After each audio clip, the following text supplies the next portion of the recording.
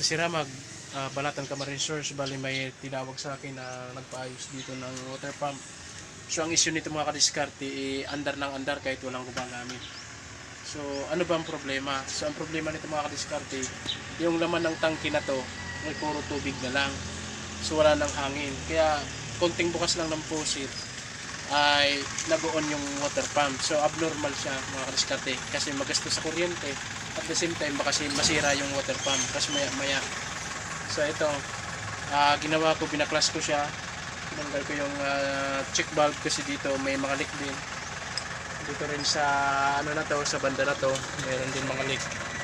So hindi ko alam kung sino ang nag-install nito mga kadiskarte.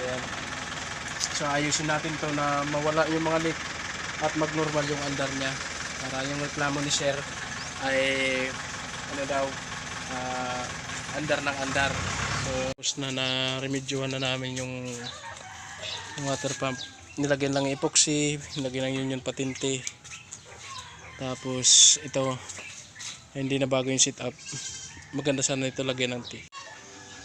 So ayan, pinalitan ko na lang mga kadiskarte yung kanyang pressure switch kasi abnormal, 10 PSI lang yung pagitan under and off. Ayan, so pinalitan ko siya ng pump control na dalawa yung pin. Pakita ko sa inyo mga kadiskarte yung pagkakaiba nito. So ito kasi mga kadiskarte, isa lang yan. So single lang yan. Ayan. So 10 PSI lang yung cut off, cut on nya. Ayan. So pinalitan ko siya ng dalawang pin. Pakita ko sa inyo ito. Pinalit ko sa kanya, then nagbalik na din ng normal yung takbo. Yan. So mapapansin nyo, pinalitan ko siya ng dalawa mga kadiskarte. 2 pin. Yung maliit na yan, yan yung cut on. Ito yung sa taas, cut off. So maganda tong gamitin. So made in USA din to. Yan. Yan, normal na rin yung andar nya. So yan, so stop siya ng 40, then start din siya ng 20. So standard yan mga kadiskarte, pakita ko sa inyo.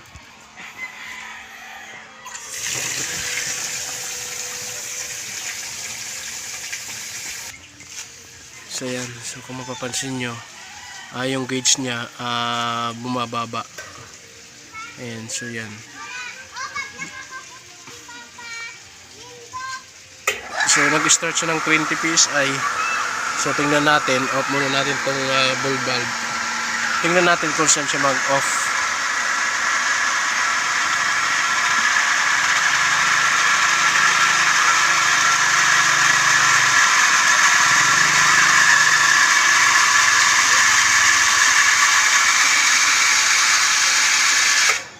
So cut off niya is 40 PSI. So normal na siya mga kadiskarte dati. Yung isang pressure switch na yung pinalitan natin, 40-30 lang siya. So ito 20-40. Ito yung standard na nakadesign para sa pressure tank na 40 PSI. So ayan mga kadiskarte, okay na. Goods na yung ating pagpalit. Pinalitan natin.